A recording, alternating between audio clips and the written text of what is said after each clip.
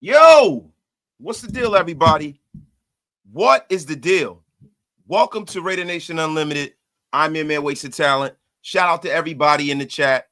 Get wasted with your brother, Wasted. Tell a friend to tell a friend. My guy Herman Munster starts off the show becoming a new member of the YouTube family here over at Raider Nation Unlimited. Listen, you guys know how to get off my long game goes, man. It is one of the preeminent communities on Raider YouTube. Salute to everybody in the chat. We got over 100 in the room. Now we can cook. Get wasted with your brother, wasted. Tell a friend and tell a friend. My guy James Bowles is in the place, man. Operator King is in the place. Knock Andrew, Mark Salter, Kenny High Stakes Clark is here. Bushido Brown, the Kung Fu master himself is here. Oh my God, man. Frank Jarmilio is here. Bob Stanton, Mark Salter. In God We Trust. King Joshua is in the place. My guy, Chev Kev. Oh my God. Ain't no way. And In God We Trust is always in the place. Guys, listen. Anthony's in here too.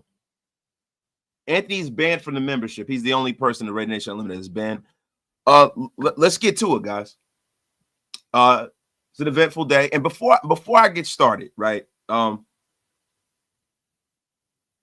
I first have to start off on a personal note with a message to my mother-in-law. My mother-in-law, it is her birthday. We are celebrating. So I'm doing this live really early. I want to say happy birthday to my mother-in-law. The best mother-in-law anybody could ask for. When I was younger and we were grinding and working, doing our thing, working 16 hours a day, 7 days a week. You know who was there to watch my children when they were little? My mother-in-law. And let me tell you something, man. Couldn't ask for a better mother-in-law, yo. Could not ask for a better. If don't nobody else got my back as my mother-in-law. So salute to my mother-in-law, love her, and we gonna get the rocking and rolling, man. We gonna celebrate today, But look. Oh, Turco says twins are born. Happy birthday to the twins, man. Happy birthday to the twins. So, guys, listen. Let's get into it, man. There's a lot to talk about. We had a mock game yesterday. We had a catastrophic injury to this Raider secondary, broken fibula, Lonnie Johnson, guys. Terrible. And we also got to kick around this Micah Parsons stuff, man. You guys know that anytime the Raiders have cap space, and anytime there's a player that's available throughout this league, if I'm being honest, the Raiders get thrown into that mix a lot.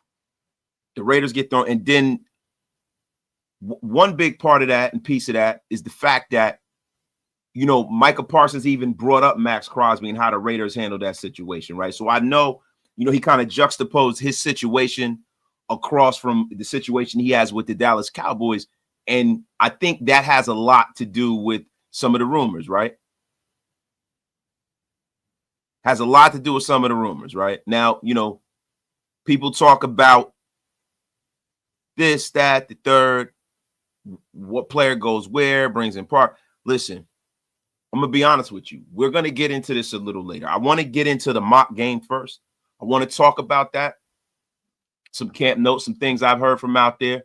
Way over there in Las Vegas, right?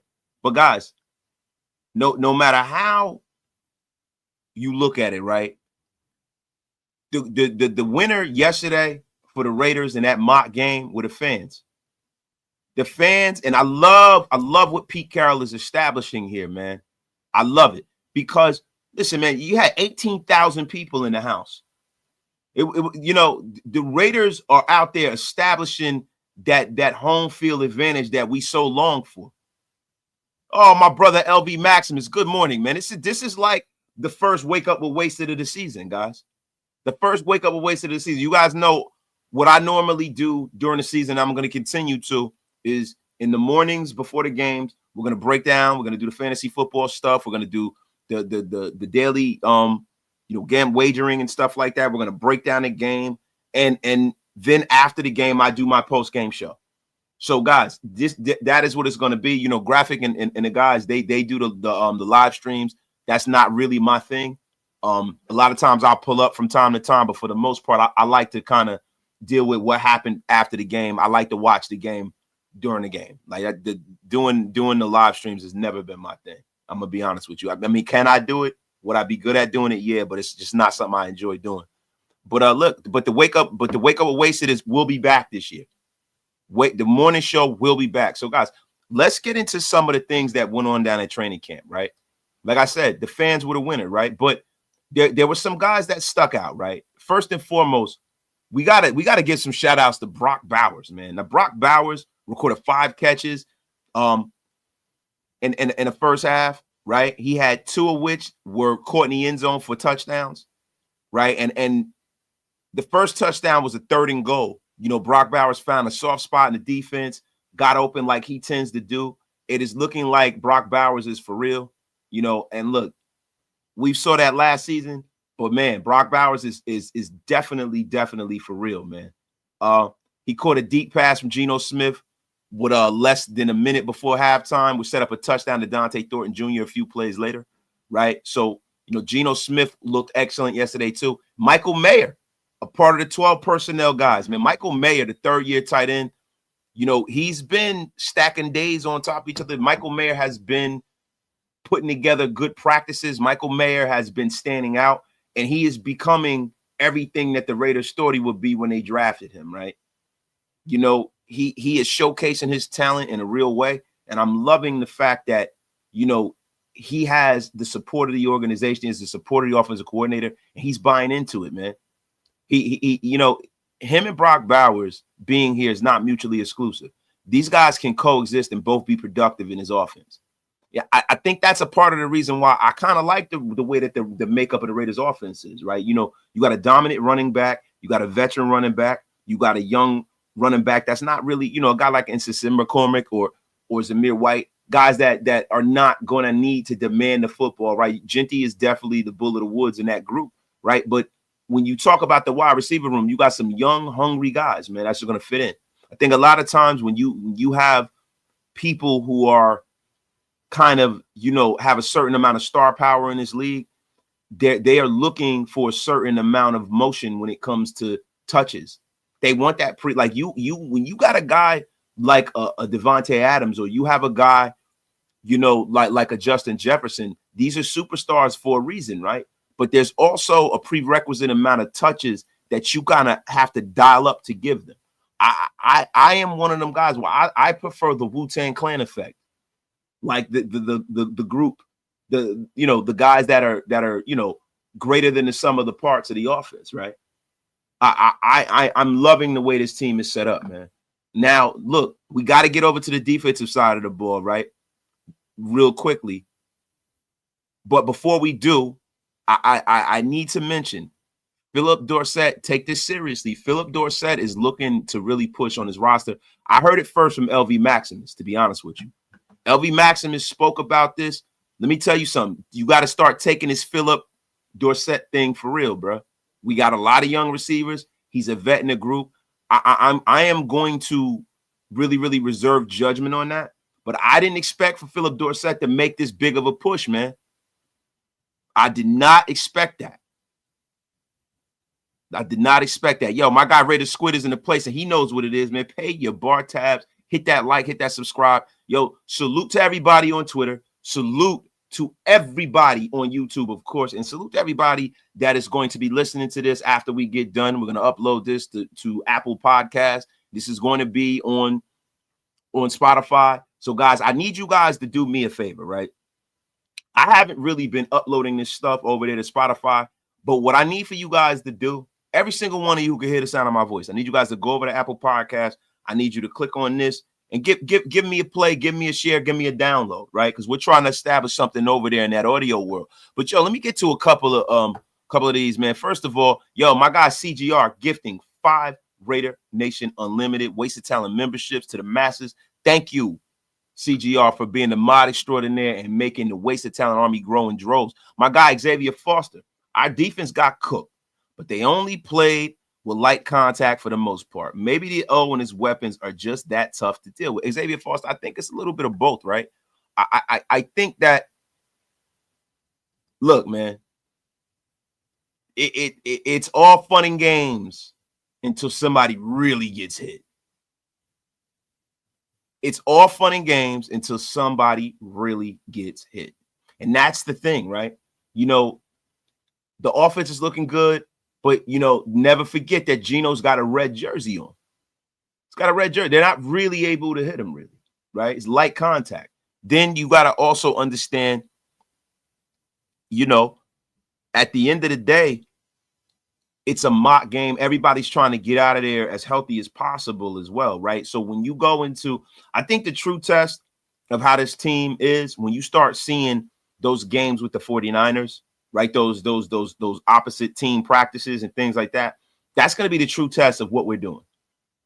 I'm going to reserve judgment on all this. Look, am I hopeful? Do I think that this offense is eons and light years better than they've been? Yeah, man. I mean, because look, at the end of the day, just right from the word go, going out there and signing a trading for Geno Smith, that already elevated the team a couple of steps, man. The quarterback is the trigger, man. When you got a legitimate guy in the center, you don't necessarily have to have Patrick Mahomes on the center for your team to improve exponentially.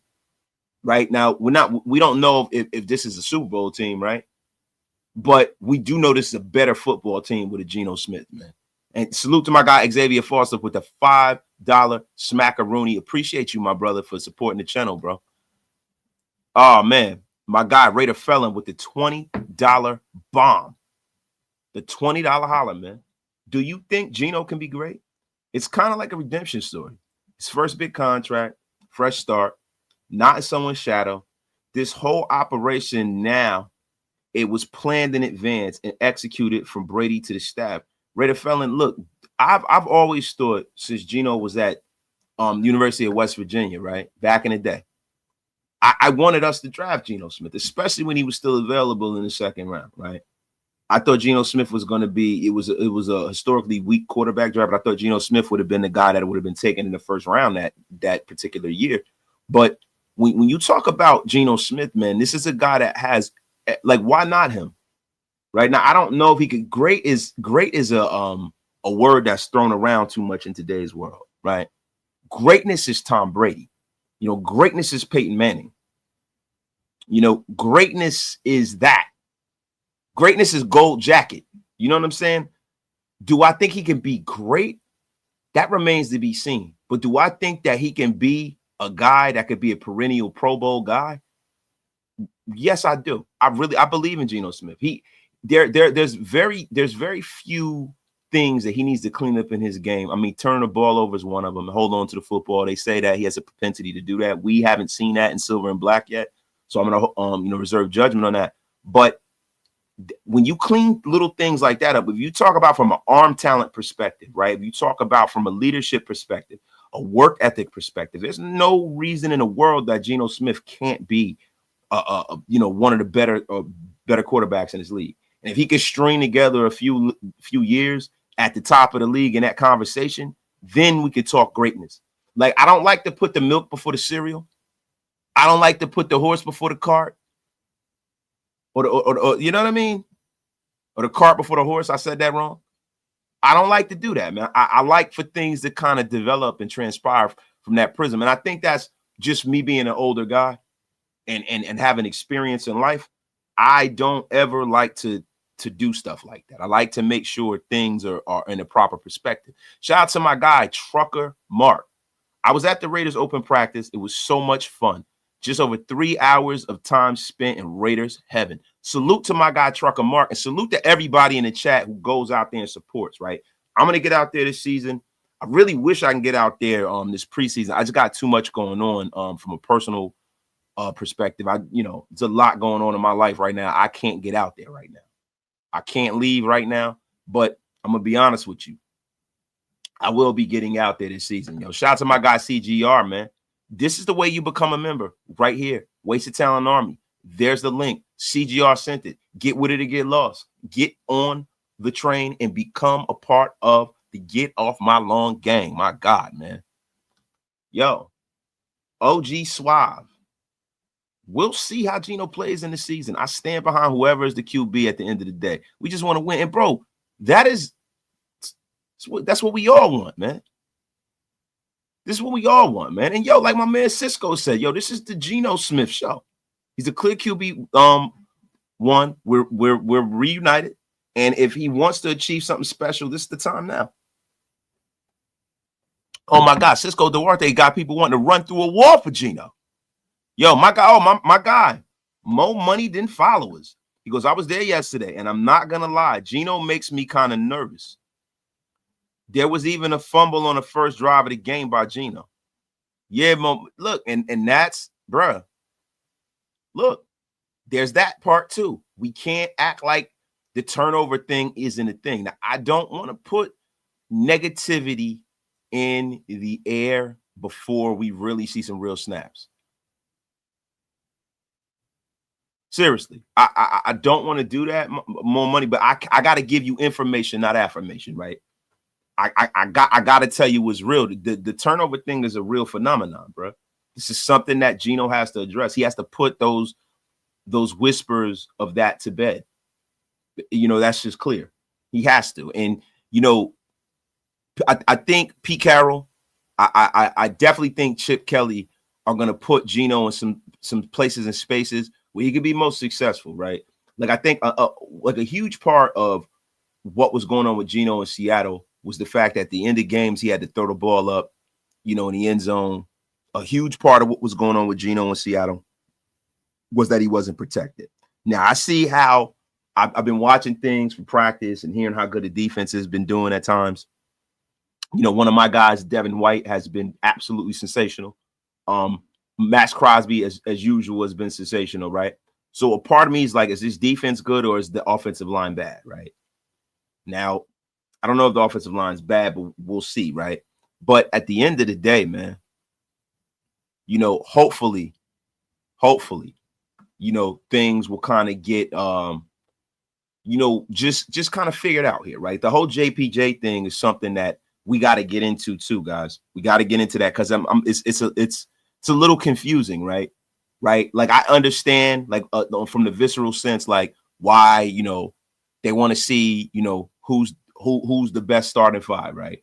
They want to see, hey, man, does Meredith's size and skill set line up better at center for what we expect? And a lot of people have said, hey, we feel like JPJ could be a all-pro at guard as well, right? But I think that the better player, you get the better player when you put him in the position that he's most comfortable playing, right? This is a Remington Award winner right here. This guy's one of the best centers I've seen in college in a very, very long time. I think it's an abject mistake to not play him at center. And I think that, you know, Jordan Meredith did well at guard last year, right? But at the end of the day, Jordan Meredith, I'm not really concerned about, you know, Jordan Meredith as much as I'm concerned with Jackson Powers-Johnson. Now, there are some people that think that maybe the Raiders brass or, you know, Carroll and these guys might not be as happy with JPJ, but I don't see it that way. I think that the whole competition thing is real. And I think that they want to show that from the top to the bottom of this organization, you got to go out there and you got to get after it or you're not going to have a position. And I don't think that JPJ is not getting after it. I know he's getting after it, right? I just think that they're trying some things out. And that's what good organizations do, right? Right. You know, some of the stuff that's going on in Raider Nation that people are nervous about is the fact that there's a lot of this fan base that has never seen this thing done the right way. If I'm being honest, right? We don't know what good looks like. Pete's showing us what good looks like, right? Yo, also, my guy, Chev Kev gifting 10 Raider Nation Unlimited memberships to the masses. Thank you, Chev. Appreciate you, bro. Thank you for keeping the channel and the lights on over here. So, guys, let's get back to the training camp notebooks, man. We got to get at it, man. Max Crosby, man, was looking great, man. Looking great, man. He had a wild play. Guys, he went, drew attention, and opened things up for a lot of the other guys on the defense. And he had a scoop and score, too, off of Aiden O'Connell. You know, Aiden O'Connell with that weird wind-up, you know.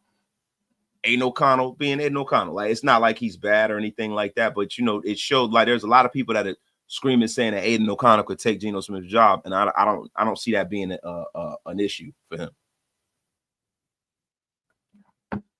at all. I think a lot of people, you know, like to look at camp and guys making mistakes, and that's what this time of year is for, right? But, some of my biggest takeaways was, Geno was on the money, right? Max looks great as usual. Darian Porter got the first nod at cornerback opposite Stokes. It looks like Darian Porter is starting to come away with that job. And Jordan Meredith, man, said, he gave a little insight into why the situation, he was pretty much ready for this, man. He was talking about how, the staff approached him in the offseason and told him to get ready to play some center. Right. So this is a plan. I don't think this is something to where they feel like Jackson Powers Johnson is no good. I think this is something that they really red circled and thought about. Right. And, Jordan Meredith also spoke on it and said, it's a change. He mentioned that it's something he worked on in college as well. So it's not new. Jordan Meredith did work on being a center in college. Right. And guys, look, you got to remember, too, man, you have to have as much versatility on the offensive line as you possibly can. Like, it's funny, man. I was talking to my brother about this. My brother is an Eagle fan, and he was talking about when Jason Kelce first came up, right? And some of the things that the Eagles did. But when I sit up there and I think about all of this, man, I'm gonna be honest with you. I want to see Jackson Powers Johnson at center, man. I'm sorry, I'm rooting for it. I really am. I think when you have a center that's that good and that dominant, I think that's something that really, really changes your offense, man. As far as some of the other guys that we got red circled that I'm looking out for, D. Cameron Richardson had got some burn with the first team defense. He did pretty well. It was a lot. It was a lot going on yesterday, man. A lot going on, man. Cam Miller was out there. He was out there running around. He had got some snaps. Michael Mayer and Brock Bowers are the takeaways that I came from. That scrimmage from, though. That is going to be a problem for this league, man. Geno Smith had them heavily involved. They look like they're the two featured players for this offense in a sense from a passing perspective, man. Geno Smith has been dealing to those guys, man. He has been dealing with those guys, man. Now, really quickly, man, Jonah Lalu is at 3 tech. He is a guy that they've been using at 3 tech. I think Jonah Lalu is Lalu. I think I'm pronouncing it wrong, but that kid is really going to be, he's going to get to showcase his talent and try to make that step forward on his team, man. He really, really is. Yo, shout out to my guy CGR gifting 5 Raider Nation Unlimited memberships to the masses. We got almost 500 in the room. Get wasted with your brother. Wasted. Tell a friend to tell a friend. Share this thing out to all social media, man. My guy, Jack Burton. Wasted. What do you think of an O-line of Miller, Parham, JPJ, or Meredith at center, Kappa, and Glaze? Now, Peter's playing at practice. The Miller, Parham, Meredith, JPJ, Glaze. I mean, bro, whatever works, right? Now, I think Dylan Parham beefing up, getting up to about 330 pounds is a big thing, because from a technique standpoint, Dylan Parham is a pretty damn good guard, right? If he gets stronger, now you're talking about a guy that can be damn near Pro Bowl guard if he gets any stronger, right? So having a JPJ at guard, if JPJ can be as effective at guard as he is at center, then now you're cooking with gas, right? I think Alex Kappa at this point, man, like for me, I feel like if Alex Kappa is starting for us, that worries me, right? I think if Alex Kappa is not starting for us, that's a good sign for the way the maturation of our young players are coming along. Because I'm all about the youth movement, right? Yo, Alex Kappa not playing, that means DJ Glaze is balling, right? That means that Meredith is balling. That means that, Dylan Parham is balling.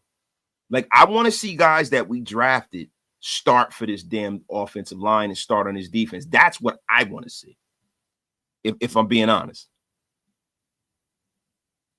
Yo, my guy, Raider C93. Glad I can make a live, Wasted.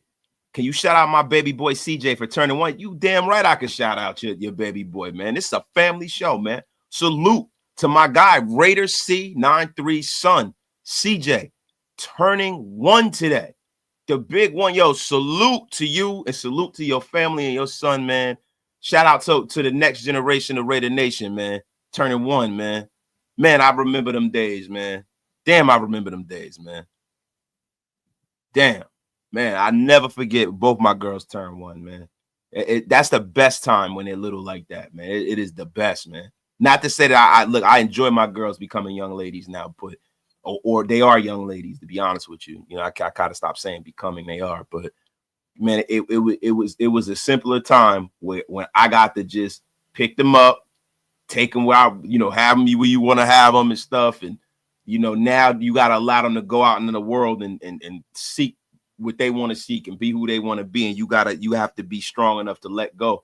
So that's the tough part that I'm dealing with now. But, she going to be all right, man. And your kid is going to be all right, man. Salute to your kid, man. For real, man. My guy, Omni Snow says, I don't understand why it's so baffling to everyone that there's a reality where Meredith put in the work to earn his position. The only reason people think it's wrong are they're JPJ fanboys. I get it, but that's not true, Omni Snow. Like, bro, you act like, the whole JPJ thing was something that we imagined. We didn't imagine. We're not fanboys, bro. It's the fact that the guy, there is a distinct difference from the way this team looked without Jackson Powers Johnson at center and how they looked with him at center last year. Let's not forget that, bro. The guy hit the ground running. Everybody across the league saw how phenomenal this guy is, bro. Like, bro, I didn't imagine JPJ being phenomenal in college. I didn't imagine that. Come on, Omni Snow, get the F up out of here with that crap. What's wrong with you? The F is wrong with you. You coming with this crap, Omni Snow. I was in a good mood. It's in a great mood. In a great mood, and then here you come with this crap. Shut your lame ass up. The F up out of here, Omni Snow. And my guy CGR gifting another 5 Raider Nation Unlimited memberships, man. Salute. My guy Trucker Mark with a $2 holler, man. There was one. Yeah. Look, don't you jump the line. Trucker Mark, listen, this is a very purposeful Raider Nation Unlimited here. Because I got to get out of here. So you don't be jumping the line and throwing me under the bus. Thank you, Trucker Mark. You're throwing me under the bus. The F is wrong with you, Trucker Mark. Yo, my guy Ruben Russ with the $10 smackaroonie. I think the competition with Kappa and Meredith, they want to see if JPJ is good with Kappa at right guard or Meredith with JPJ at right guard or Meredith with short arms doesn't work with the chips and the Y zone and guard. Ruben Russ, you could be right. But listen, I really, really, really, really, really think that JPJ is also being evaluated. He's only a second-year player. He's earned nothing.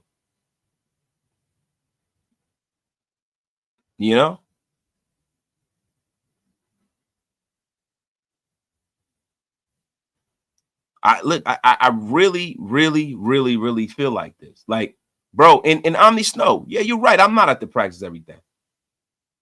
But guess what? You're here right now, and you're watching me, right? And you value my opinion, and so does everyone else. And I'm gonna be honest with you, bro. I do not think that we're being fanboys, bro. Like, yo, that's my effing opinion, bro. And that's not just an opinion, that's a fact. We're not being fanboys, yo. We think that JPJ has a lot of talent. That's why people are rooting for the guy. I don't understand that why nobody says that it's not a possibility that Jordan Meredith didn't earn the spot. Because Jordan Meredith has been great. He was our highest rated lineman last year. Jordan Meredith's been great. What we're saying is that, yo, just from what I've saw with live bullets, JPJ last year was phenomenal at center. He had that one situation in Kansas City where we lost the game. We almost won it. But other than that, the kid, he hit the ground running great. So you can't tell me that we're imagining it. We're just fanboys. Being a fanboy is just supporting somebody blindly for no freaking reason. That's not, this is not something that we just pulled out of our ass here. The F is wrong with you, Omni Snow. And Yoshi, you right. He says, I'm a JPJ fan, but you get the F up out of here with your crap. Omni Snow. No, I'm not saying I do. No one's saying that we see everything that the coaches see. What the see? Now you're pissing me off, Omni Snow. The F is wrong with you? We're not saying that. That's a tutorial that says you know what the fuck you doing. Golly, Omni Snow.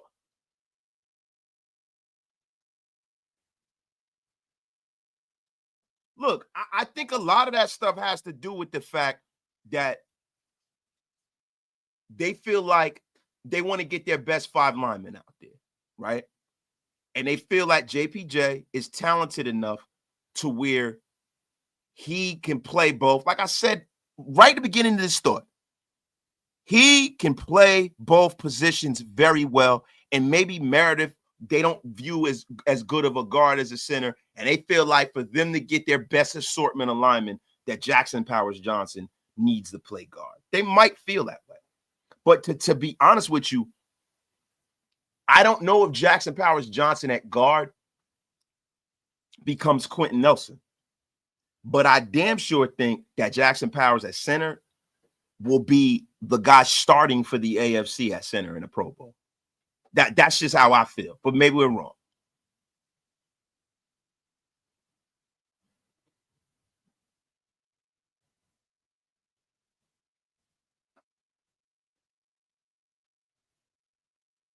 You know, but listen, shout out to Omni Snow. F up out of here.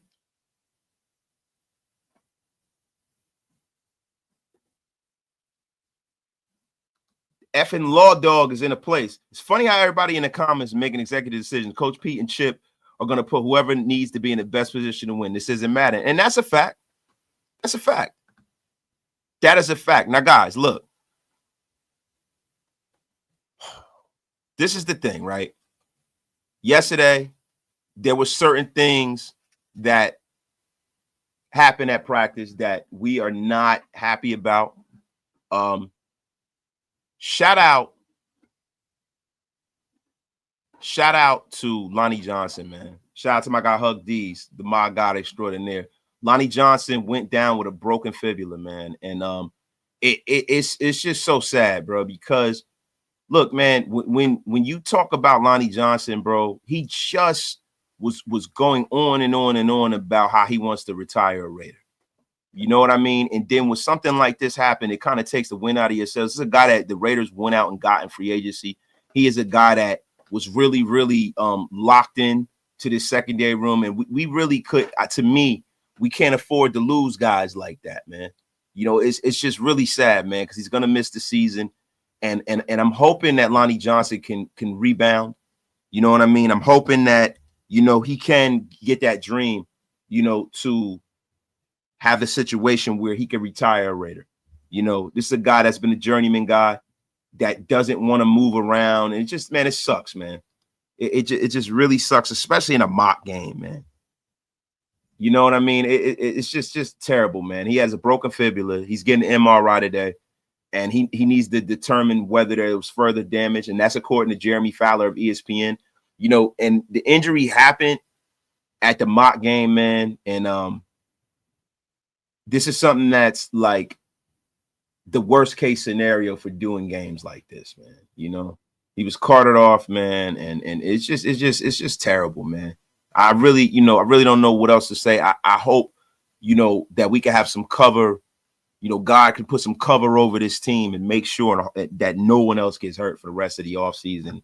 You know, listen, man, because look, the way this team is rolling, the only thing that can derail this team is injuries, right? And I'm praying that the Raiders can kind of get away from that injury bug. No, it was a freak play, man. It was an outside run. You know, Max Crosby tripped over Isaiah Powell and rolled up on the back of Lonnie Johnson's leg, man. And it just sucks, man. It sucks. It sucks, man. You know, and Pete Carroll had commented on it, man. He said it was a significant lower leg injury, and he didn't know the details, but now we do. And the former second-round pick, you know, he was talking a lot about how excited he was. You know, after 3 years of, you know, being on special teams, you know, he was brought to the team with plans, and it just really takes the wind out of your sails, man. You know, it just really does, man. I really don't have much more to say about this, man. You guys can kind of comment on this, but man, I'll tell you what, man. My guy Ruben Russ with the $20 holler, man. He goes, this has to be a curveball for JPJ. All offseason, he talked about how he gets to work just at center. He told Genty, I'm going to be your center. Went to Florida to work with Geno. Hope he uses it as motivation to dominate. I do too. And bro, I'm really hoping that this is more so like a lot of the guys were saying, right, in the comments. This is more so about the other players and not Jackson. I'm hoping that he is firmly entrenched at center. I'm gonna be honest with you.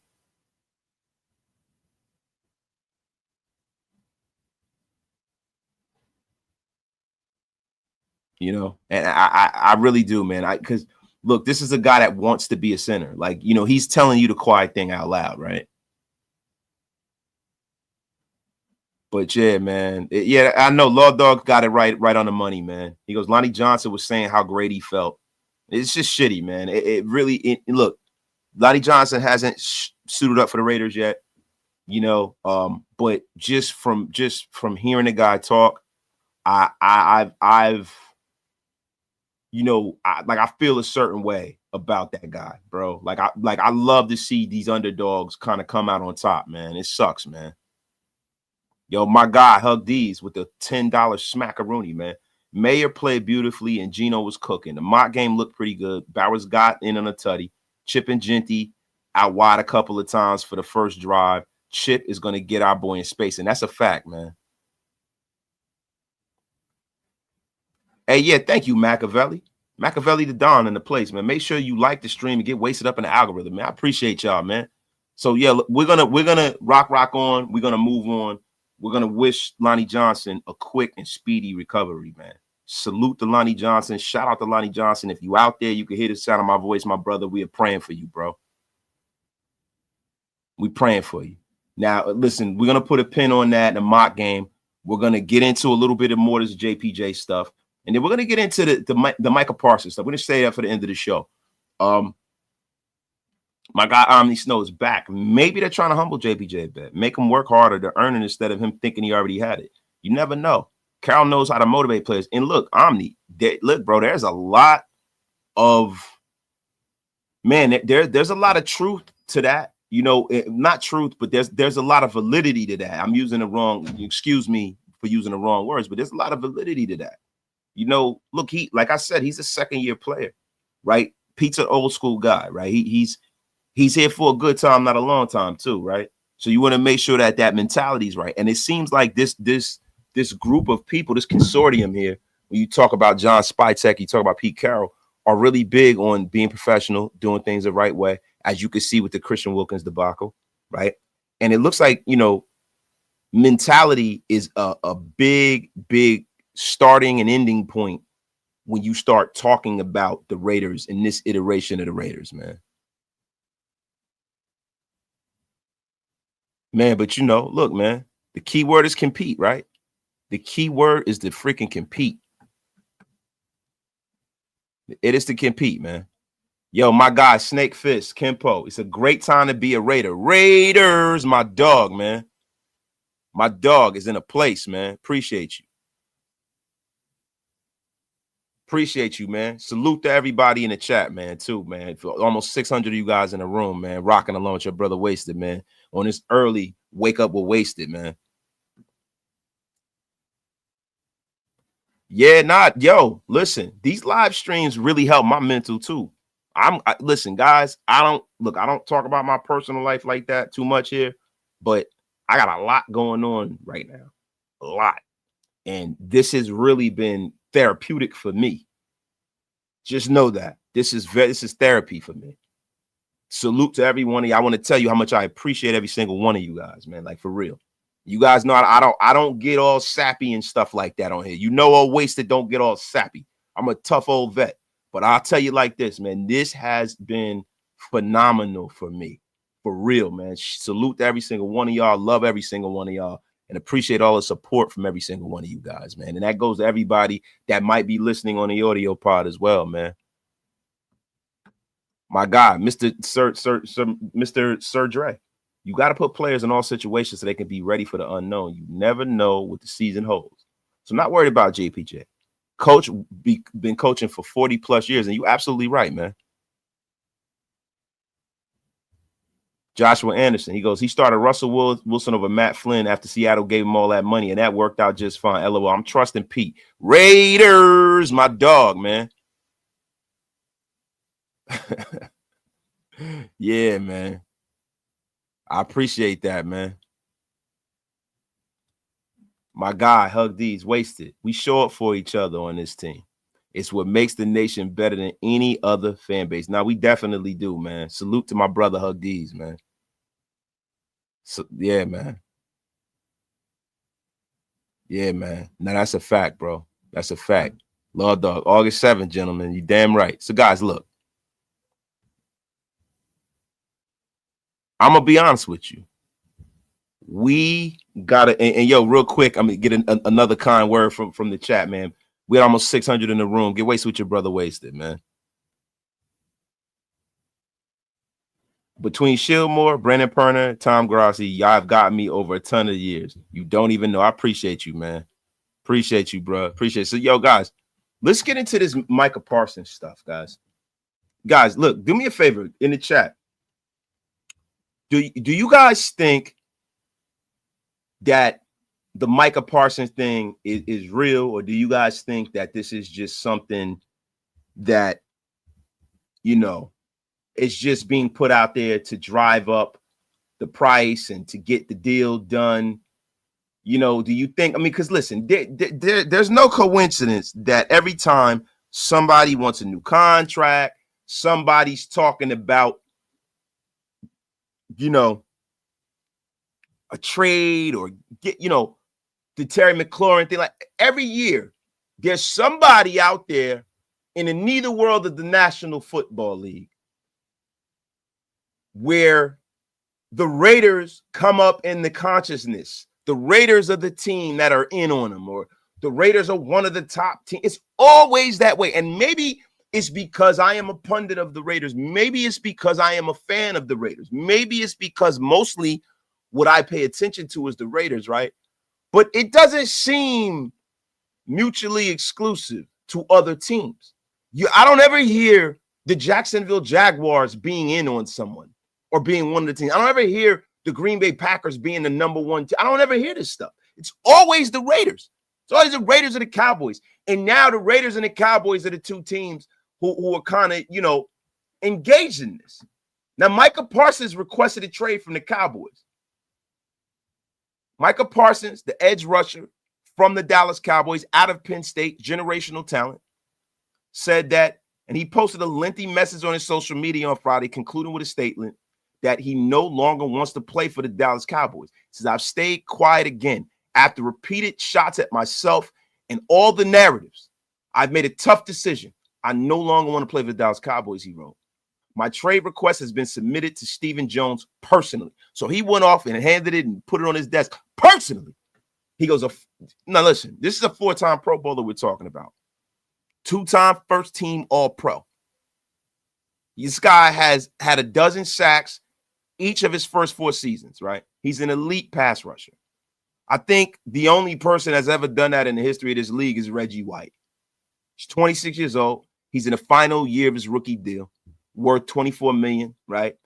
And this is far below what, you know, the ranking is for most edge rushers, right? And I think a part of what Micah Parsons' problem is that the Raiders didn't bullshit with Max. They got it done, right? Now, Max is not a first-round pick, right? Like Micah is. But, you know, the Raiders didn't mess around. The Browns didn't mess around with Myles Garrett. You know, like people didn't mess around with Nick Bosa.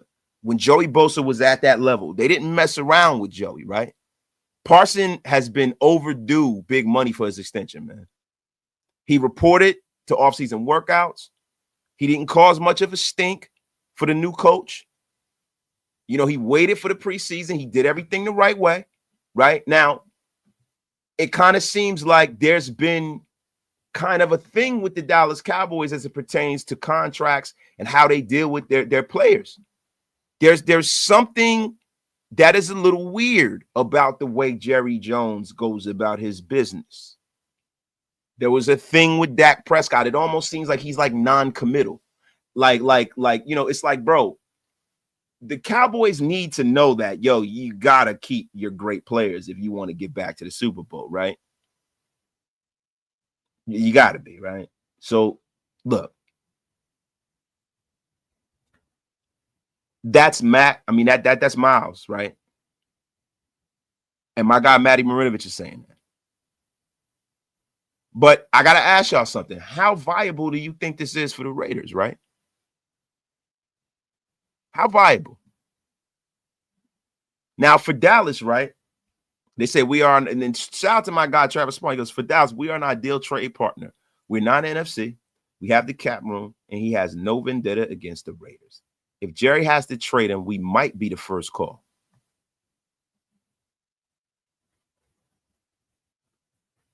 Yo, my guy named in Washington. Always. He goes, Parsons has been sitting back and watching and listening to other players and their contract situations. Yeah, I know that. Like, look, bro, you don't have to reinvent the wheel when you start talking about contracts and negotiations and how to get to where you want to be and need to be from a contractual standpoint. There is no it's not like you're out there, striving out and doing something that's never been done, right? So, of course, Micah Parsons' team is looking at how to play the game, right? But the thing is that there's a problem with, to me, the way the Dallas Cowboys do business. I remember even with the Dak Prescott thing, that thing dragged out a very, very long time for a player that played well for the Cowboys. And I understand it's different with a quarterback because you're like, you're committed. He's like the trigger man. It's a little different, right? But with the Micah thing, I gotta ask y'all, what do you guys think? Because this is the thing for me, right? And shout out to my guy Spivey. Hey, Spivey's in a place, man. What do you guys think, man? What do you guys think? Do you guys think that this is a legitimate move for the Raiders, right? Is this a legitimate move for the Raiders? Is this something that you could see happening? Is this something that you want to happen, right? Is this something that you want to happen? Micah Parsons to the Raiders. I need to ask you guys, what do you guys think, man? Because they even have odds on some of the betting sites. They even have odds on some of the betting sites, man. Right? Like, yo, this is something. They got the Raiders leading on 33, the 33rd team. They got the Raiders leading, right?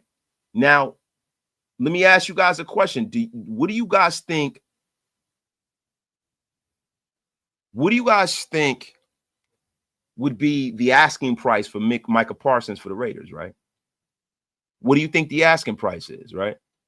Because, look, you got to understand the level of player we're talking about here, right? Ever since 1982, there's only been 3 players to record 10-plus sacks in each of their first 4 seasons. Reggie White, I forgot to mention Derek Thomas and Dwight Freeney. They're all gold jackets. Only Parsons and White have 12-plus. So this guy's in rarefied air. What do you guys think the asking price would be? Right? So when you talk about the asking price, for me, I look at this and I'm like, well, the only other situation I can think of that's even close to this, right, is Khalil Mack. The Khalil Mack situation. So go to the Khalil Mack situation, right, and then work that back to now. So what did the Raiders get for Khalil Mack? You guys remember? Yo, and Omni Snow knows this.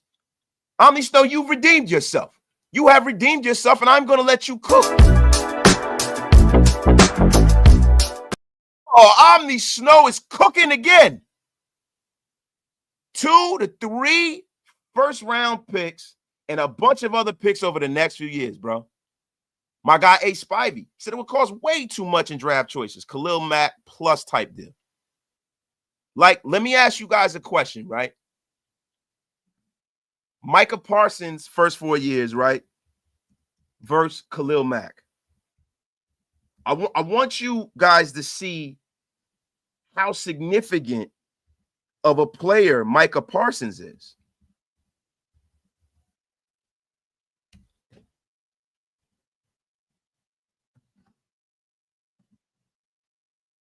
I like, listen, I want you guys to really see, you know, Micah Parsons versus Khalil Mack. You know, like, okay, now what I'm gonna do is I'm gonna bring up Khalil Mack's first 4 years in this league. Guys, bear with me. Your brother Wasted is going back way back in the 2004. We're going back 11 years ago. Now, Khalil Mack had 76 tackles, 4 sacks in his first year. So right there, that knocks him out of the first 4 year thing with Micah, right? He has 77 tackles, 15 sacks in his second year. Phenomenal year, right?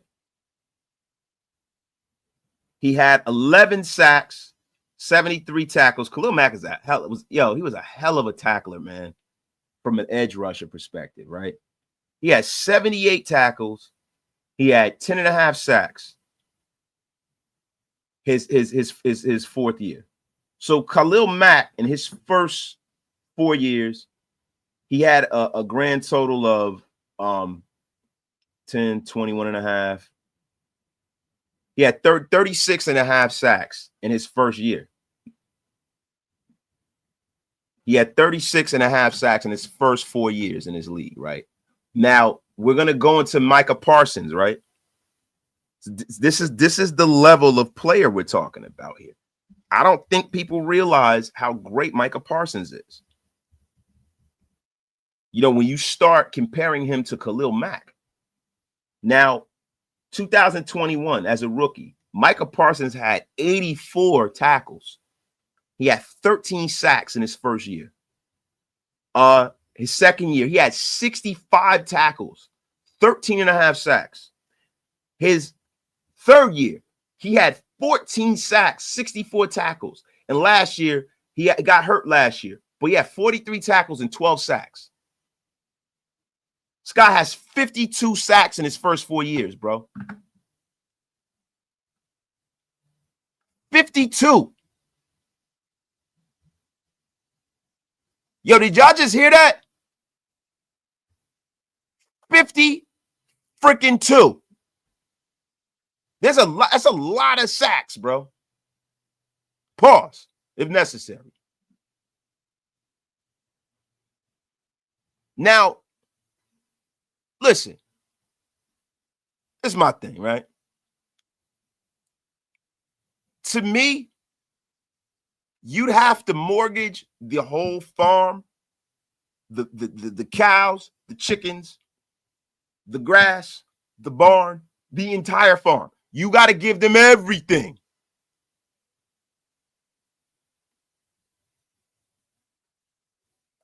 Everything, bro, to get this guy, right? And then you paid Max Crosby, right? And look, people try to say, oh, he can't play the run. Look, you say what you want, right? You can say, oh, he can't play the run. But Micah Parsons is not some liability in the run game, like Yannick Ngakoue. The guy perennially has over 60 tackles a year.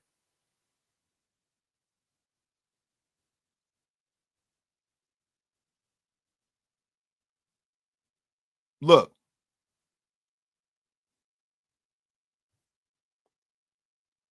And I don't want to bring this up, but sometimes you have to. Yesterday's price is not today's price. The price for Khalil Mack is the starting point. The starting point. It's the starting point. So if Khalil Mack got 2 first rounders and all, Like hey, Hug D's, do me what? I can't remember exactly. So wasn't it? It was 2 first rounders, 2 thirds, and a second.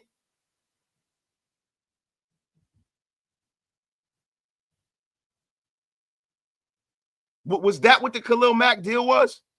It was 2 1s and a fourth. What was the Khalil Mack deal? I can't remember. It was a long time ago. What was the Khalil Mack deal, y'all? Look, I'm gonna pull it up myself.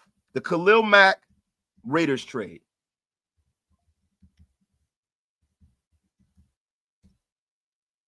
So in 2018, the Oakland Raiders traded star linebacker Khalil Mack to Chicago Bears. So the trade was a major deal. It involved 2 first-round picks, a 3rd-round pick, a 6th-round pick from the Bears, and a 2nd-round pick, and a conditional 5th-round pick from the Raiders. The Bears also signed Mack to a $141 million contract extension. So I'm going to be honest with you. This whole thing is a situation where, Khalil Mack is the starting point. You'd have to give up 3 first rounders. 3. Dude, I'm not doing it. I'm not doing it, man. This team is not ready for that. We are not there. That's not, to me, that's not it. That ain't it for me. That's not it for me. Like, for me, there's no way that I would do something like that. There's no way I would do. This is not conducive to the Raiders building a Super Bowl team. It looks good, sounds good, feels good, right? If we're playing Madden. It looks good, it sounds good, it feels good if we playing Madden. But this is the real world. This is the National Football League, bro. And this is the thing.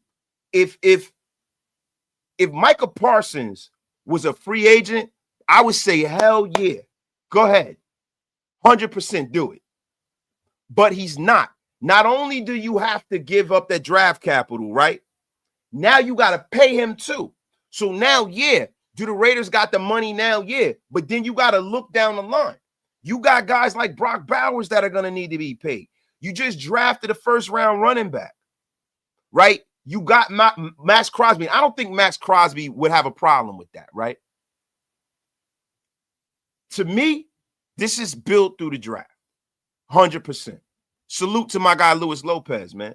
Parsons is overrated. Can't play the run. Also, Mack was Defensive Player of the Year. He's also staying in Dallas. I mean, look, if the Dallas Cowboys were smart, he would. He would. But listen, I'm not giving up the foreseeable future, bro. I'm not doing that. That's not something that I'm going to do. Keep building through the draft. Keep building through the freaking draft. I mean, guys, listen. Y'all let me know what y'all think. And this is the thing, right?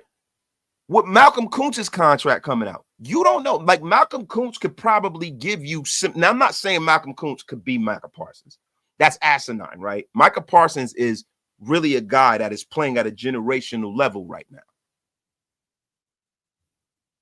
He's playing at a generational level right now.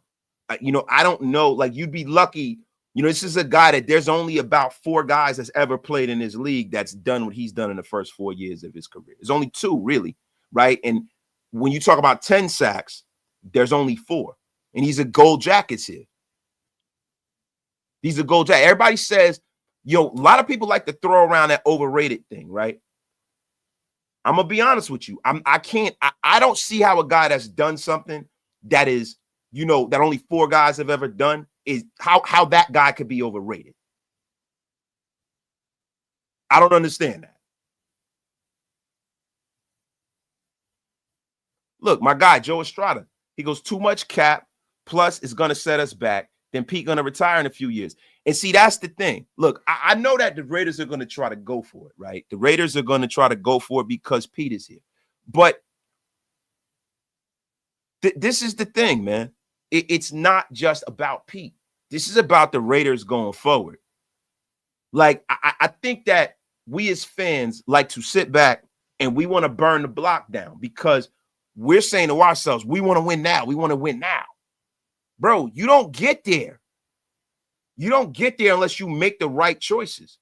You don't get there. Listen, you don't want to have a situation where you put all your eggs in one basket, right? So, look, we just went through this in a situation with Christian Wilkins where we didn't put all our eggs in one basket. He was an unrestricted free agent. The Raiders went out there. They signed him, right? And it was what it was, and it didn't work out. Just because you bring these guys into the Raiders does not mean it's going to work out. Now, people say it's a disrespect, and I don't think it would be disrespectful to Max at all, right? Max wants to win. Max got his money. That's not my point. My point is these big ticket, big style free agents, it does not always work. Then you have two young guys that you drafted that are developing in time. Listen, not saying Tyree Wilson is a reason why you shouldn't bring on a guy like, Tyree Wilson is not the guy that to prevent you from getting a generational guy like Micah Parsons. Now, if Micah Parsons is an unrestricted free agent and it's a matter of me cutting a check to bring him in and convincing him to play here, hell yeah, I'm all on board for that. But if I also have to pay you a king's ransom and then give you a king's ransom in return for draft capital, I am not willing and receptive to that. And this is the thing, too. If this was a thing last week, it would have probably been better to wait and try to see if you can deal Christian Wilkins to the Dallas Cowboys. A favor for a favor. Because this is the thing, quiet thing that's not being said loud. Parsons get hurt, right? Then we go to the Christian Wilkins thing. But then we are acting as if this Christian Wilkins situation is a done deal. This is not a done deal, ladies and gentlemen. This is not a done deal.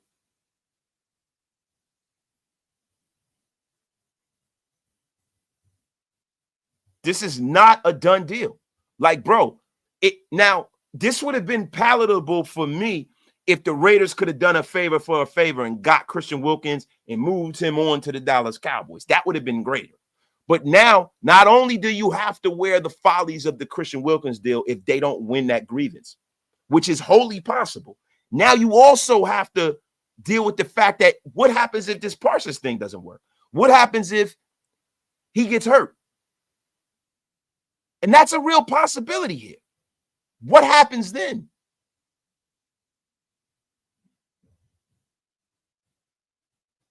Now, listen, Sean Huggins is right. He goes, respectfully, Wilkins ain't Parsons. That kid is hungry and wants to win.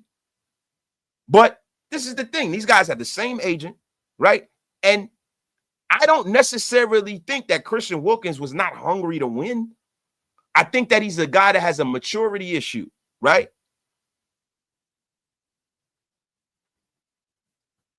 And King Josh was absolutely right. These guys got the same agent as well. So this is something I need you guys to really, really think about here.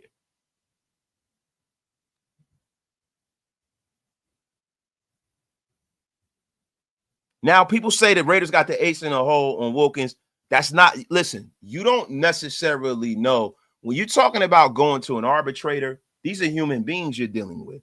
So from our perspective, we see it from the Raiders prism because we're Raider fans, right? And we're grown men. And there are certain things that we consider that we hold true. It all depends on who the arbitrator is. Sometimes, the arbitrator is more friendly to the player to a fault. You got to understand that. But guys, I'm going to tell you right now, theoretically, any team that has a player that's as good as Micah Parsons, any team that has a player, like he is one of them guys that are in this league. He's one of the 10 best players in our league. right? So I get it. But I don't think that that's the kind of move that the Raiders need to make at this point, man. I'm not mortgaging the future for one player. I think that's the mistake that has been done in Raider Nation going way back to when Al Davis was alive. That's not something I'm receptive to doing. And if it happens, will I support it and get on board and try to find the good in that move? Yeah, I will. But this is something that I am not receptive to. I'm sorry.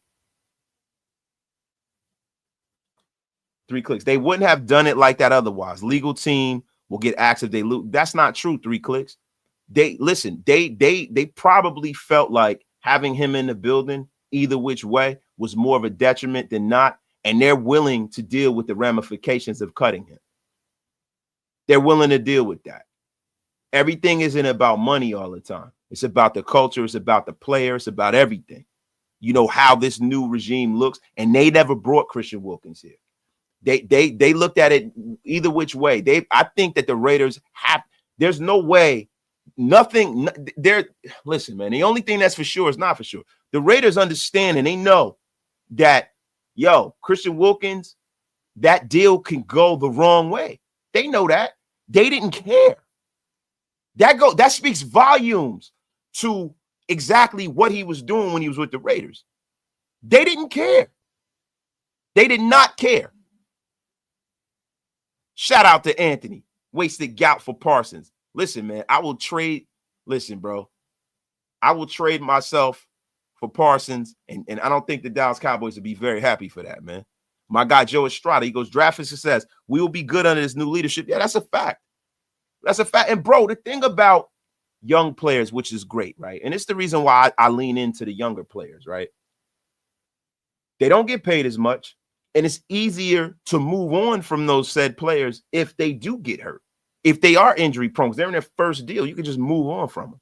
See, when you trade draft capital, what you're doing is you're affecting your roster in 3 different ways.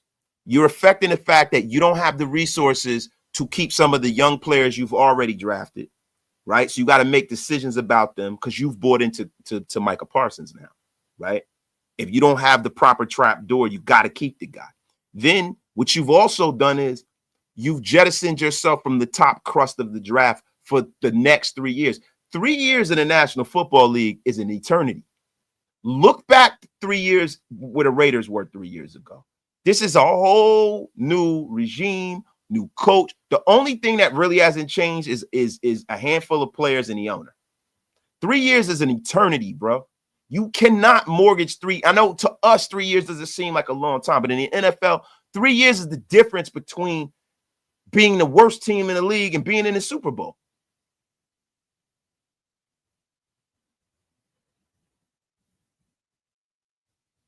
I'm telling you right now, you can't afford to do it. Matt Marinovich, counterpoint. Wilkins refused another surgery because he wanted to play. He thinks he is good to play. Matty, and listen, the one thing that you can't discount is the autonomy over one's body, right? Like he has autonomy over his body. The Raiders, he worked for the Raiders. He's an NFL player, but the Raiders don't have total jurisdiction, and it's not like being in the United States military. When you're in the military, they give you certain shots and things because you're property of the military at that point. When they start paying, it's what you sign up for. That is not what happens. There's a delineation between self and what the team expects, right? So there's a whole nother piece of that. But see, to me, the way I look at it is, at the end of the day, man, the whole Christian Wilkins thing is not done. It's not done. And don't ever think that it is done. It's not. It's not done. But listen. So guys, we've gone over all of this, man. So guys, before I get off, because I gotta go, got some things to attend to. Shout out to my guy Joe Estrada with 5 Raider Nation Unlimited memberships. Thank you, bro, for supporting the channel. Salute to everybody in the chat. Make sure y'all tell a friend, right? Before I go, I need to know. I need a consensus of everybody in the chat. There are almost 600 of you guys in the room.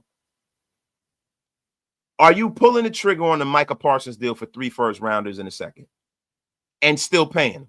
And congratulations to the newest members.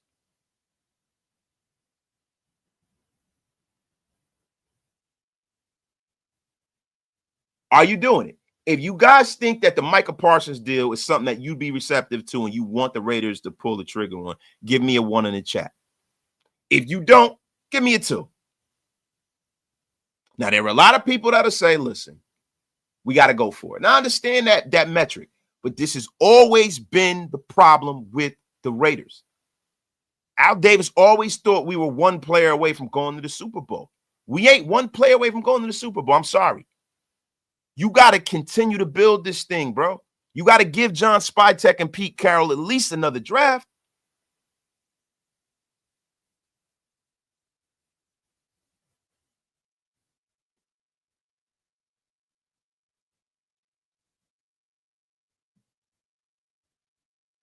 At least another draft. Appreciate that.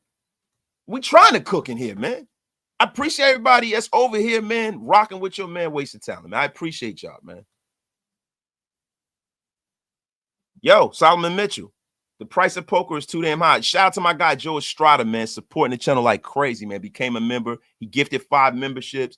Salute to all the new members of the Wasted Talent Army. Salute to all of y'all, man. Thank you. Appreciate you. Max and Micah would be crazy, but not for 3 first-rounders. And that's what it would be. That's what it would be, because if you talk about inflation, right, we all dealing with inflation in real life, right? That's inflation right there. Khalil Mack was 2. What is Micah worth? If we talk about being a pass rusher, right? The only thing we can deal with is sacks, right? How many sacks does he have? Pressure, stuff like that.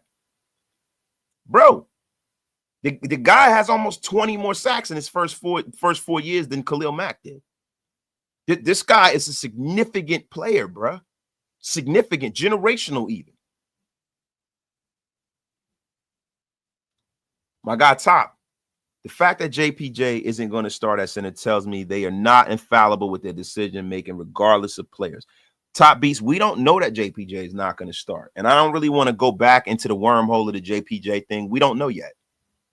The fact that they're trying everything, the fact that they are leaving no stone unturned, the fact that they are out there actively making everyone from top to bottom compete is really what the metric is. That's the real metric. But I'm not selling the farm, man. Uh-oh, K up in the place. The Flying Wonderful K. New female member to Get Off My Lawn gang. Appreciate it. Appreciate you for joining the Get Off My Lawn gang, yo. Salute. Yo, the women are always welcome over here, man. You want to listen to some Raider Ball? Y'all are always welcome. Listen, guys, salute to everybody in the chat. Love every single one of y'all. I wanted to give you guys this live because, look, man, yo, it was needed. We're going to get up. We're going to listen. I don't want to leave almost 600 of y'all hanging, but we've been rocking over an hour and change. I got to get up out of here. You know, I got to go show some love to my mother-in-law. Happy birthday to my mother-in-law. Once again, salute to her. Salute to everybody in the chat. Thank you, CGR, man. Appreciate you. Salute to all of y'all, man. 3 clicks. Said, love you, Wasted. But watch, I'll be spot on with it. Bro, I think that the Raiders, I think that, yo, it's an 80% chance that the Raiders are going to be successful in their arbitration. But you also have to take into consideration that 20% that they might not. You also got to see that, yo, past practice is the way unions and bargaining units deal. This is going to set a new precedent, I believe, as it pertains to conduct of players and contracts. So a lot of the times, you know, this is something that the Players Association is going to fight for, because if they lose this, that gives the owners a lot of autonomy over players and contracts going forward. 3 clicks. So just remember that. I hope you're right. And I hope that the Raiders get away from this Christian Wilkins thing scot-free. They paid the guy $10 million a game pretty much. They're paying $50 million for doing a whole lot of nothing. So I hope the Raiders don't got to pay another red cent, but don't be surprised if they do, bro. But hey, thank you, Naaman. Appreciate you. Appreciate you. Look, I'm gonna get up out of here, y'all. Y'all have a thank you. Ain't no way. Appreciate it. We gonna get up out of here. There was something that slipped my mind. I was gonna say. Salute to everybody. What else was I gonna say? Oh, listen, this will be uploaded on Apple Podcasts and Spotify. I need for you guys to do me a favor. Go on, look for it. Guys, let me know on Instagram and Twitter, wherever you guys follow me. If you guys don't, please go follow me. The same name, Wasted Talent Raiders. Going over there and send me an inbox and let me know if you guys see my podcast on Apple. Let me know if you guys see it on StreamYard. Let me know. Las Vegas Raider Nation Unlimited. Go over there and look. And if you guys do, give me a download, give me a spin, give me a play. Because, yo, there's some things that we're building over there in that audio space, and we want to make that thing grow. We want to get off my lawn gang to go crazy over there, yo. So thank you, guys. Appreciate you guys. We gonna get. Oh, wait. Slam is saying I didn't know I missed the super. I'm not gonna get out of here. My guy. I'm sorry, bro. $2 holler, man. Would you trade for Terry and pay 3 years, $100 million? No, I wouldn't. I don't think that the Raiders, and I'm gonna say this on the way out. I'm sorry, I didn't mean to miss that super, bro. No, I'm not paying that much for no wide receiver, Slammy. I'm not doing it because look, at the end of the day, for me, we have guys on this roster that can develop into that kind of receiver. I'm not paying the premium for wide receiver talent that we didn't draft. Now, if one of these guys turn into that kind of guy, then we pay him. Terry's asking way too much. We're not the team to give it to him. I would not want to be the team to pay a contract for someone else's headache. I'm not saying Terry is a bad player, but what I'm saying is we learned this. We saw this movie with Devontae Adams. I'm good. I'll pass. Let us develop our guys, draft our guys. That's how you have a real winner in this league. You look at the Chiefs, you look at a lot of what the Eagles have done. Yeah, they bring in a lot of free agents, but a hell of a lot of them guys, you know, Jalen Hurts, all these guys were drafted. And then when they were ready to bring in that guy, the cherry on top, they brought in Saquon Barkley and they got a ring. We're not there yet. Let us get to the point where we can say, hey, man, all we need is one more guy. And then we go out there and pay and bring him in, and then we win like that. But, guys, listen, salute to you guys. Learn from I just hope the Raiders are learning from their mistakes. We as a fan base got to learn from our mistakes. Y'all going and have a good weekend. I'm out of here. We're going to be rocking and rolling all week, man. Y'all have a terrific day, man. Salute to everybody, man.